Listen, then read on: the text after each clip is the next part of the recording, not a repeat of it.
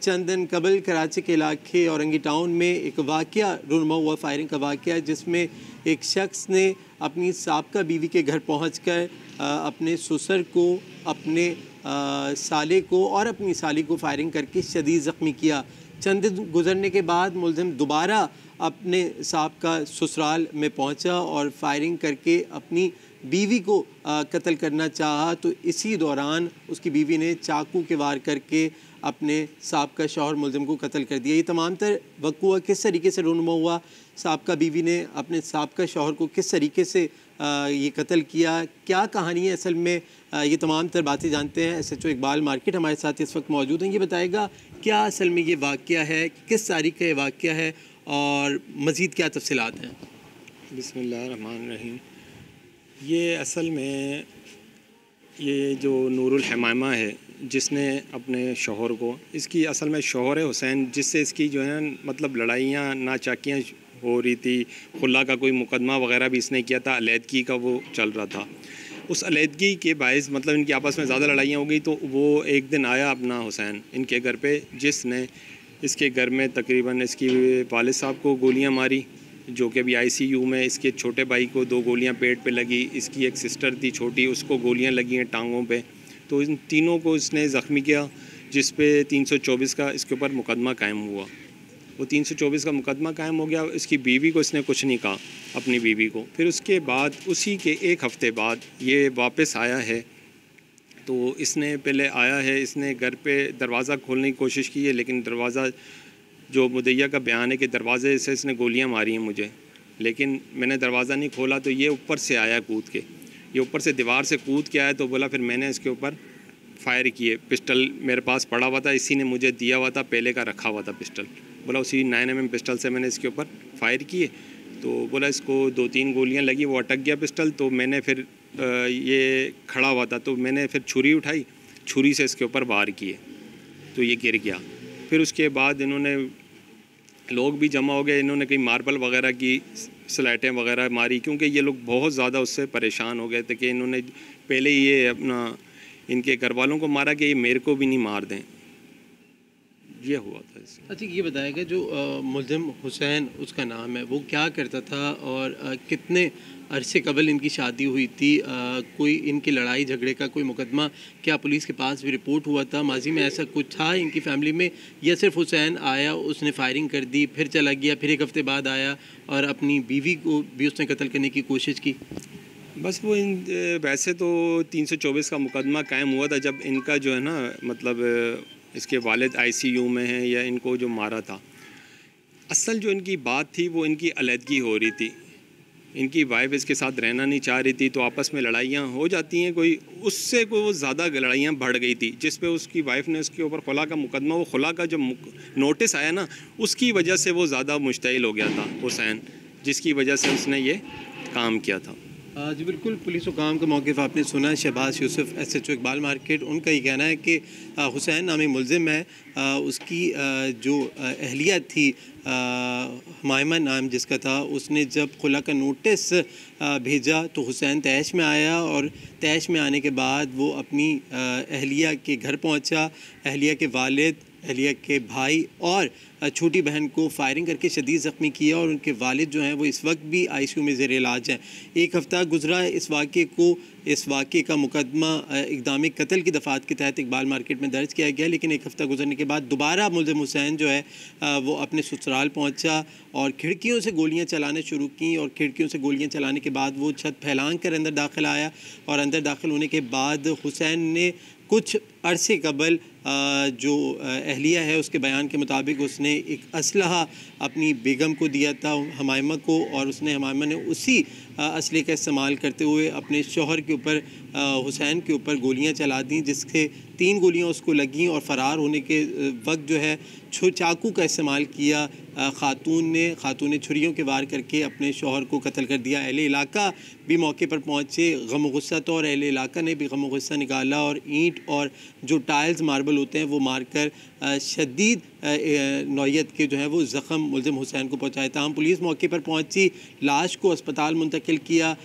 जो मुल्ज़िमा खातून थी जिन्होंने कत्ल किया था उनको गिरफ़्तार किया। उन्होंने एतराफ़ जुर्म भी किया और एतराफ़ जुर्म में उन्होंने अपनी तमाम तरह की दास्तान बताई कि वो तंग आ चुकी थी, अपने शौहर से तंग करता था, जहनी अज़ियत पहुँचाता था और इसी बात पर खुला लेना चाहिए। लेकिन जब खुला जब दायर की तो मुल्ज़िम ने तैश में आकर पहले घर वालों को ज़ख्मी किया और उसके बाद ख़ातून को भी मारने के लिए जब पहुंचा तो ख़ातून ने जो है वो सेल्फ़ डिफेंस करते हुए मुल्ज़िम के ऊपर गोलियां चला दी, जिससे वो कत्ल हो गया। तो ये तमाम तर सूरत हाल थी। कराची में चंद दिन कबल इकबाल मार्केट में वाक़या रहनुमा हुआ था। पुलिस का हुकाम का जो मौक़िफ़ था वो भी आपने जाना।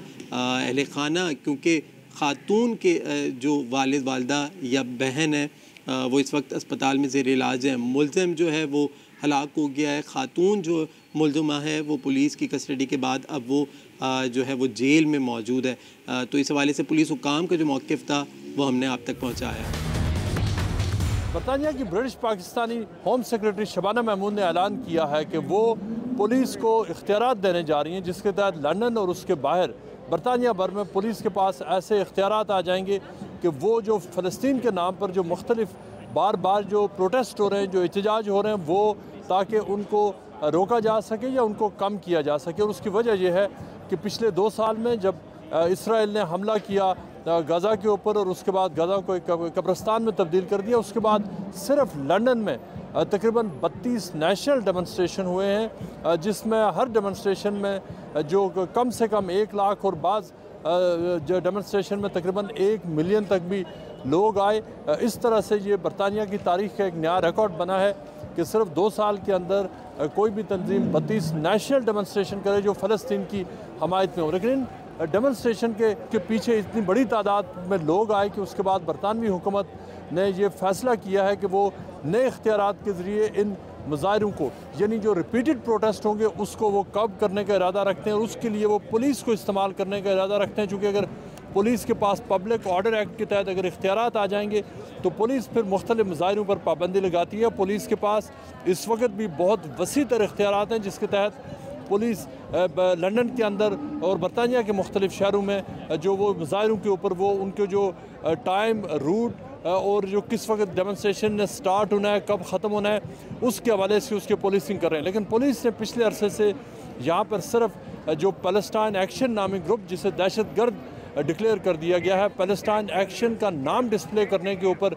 अब वहाँ उसके ऊपर दहशतगर्दी के इल्ज़ाम में यहाँ पर कई सौ लोगों को, तकरीबन 2,500 से 3,000 बंदे को दहशतगर्दी के तहत चार्ज कर दिया है। चार्ज होने वाले लोग हैं उनकी उम्रें 18 और 19 साल से लेकर 90 साल तक भी हैं, और जिसमें अभी तक जो लोग चार्ज हुए हैं वो सारे के सारे, जो उनमें से 99% लोग हैं वो वाइट हैं। लेकिन अब शबाना महमूद का ये ऐलान कि वो जो प्रोटेस्ट हैं और ख़ास तौर पर जो रिपीटेड प्रोटेस्ट हैं उनके असरात को देखते हुए पुलिस को ये ताकत देंगी कि ऐसे डेमोन्स्ट्रेशन को रोका जा सके।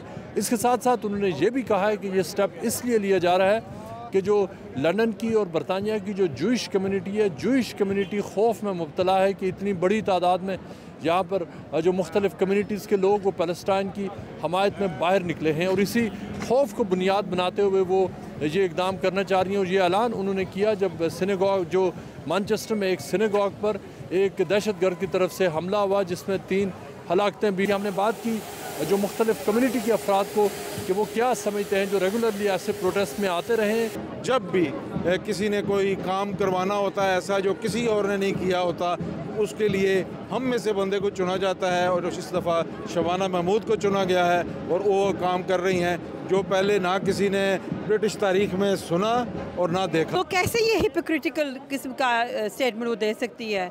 द राइट ऑफ प्रोटेस्ट, ये हमारी एक फंडामेंटल बेसिक राइट है बीइंग अ ब्रिटिश सिटीज़न, और ये कोई गैर इलाका नहीं है जहाँ पर ये पाबंदियाँ लगा सकते हैं और डिक्टेटरशिप चला सकते हैं। आप देखिए अराउंड मिलियन लोग यहाँ पर निकले हैं। ये सिर्फ पाकिस्तानी नहीं है, ये सिर्फ इंडियन नहीं है, सिर्फ मुसलमान नहीं है। ये तो हमारी फ्रीडम है, तो हम करेंगे। तो इधर हम कहते हैं हम डेमोक्रेसी में, तो ये तो डेमोक्रेसी तो ही हुई, तो ये तो हिपोक्रेसी हुई ना। तो ये तो इसलिए कैडर रिपोर्ट्स को बंद करेगा, ये सच नहीं सुनना चाहते।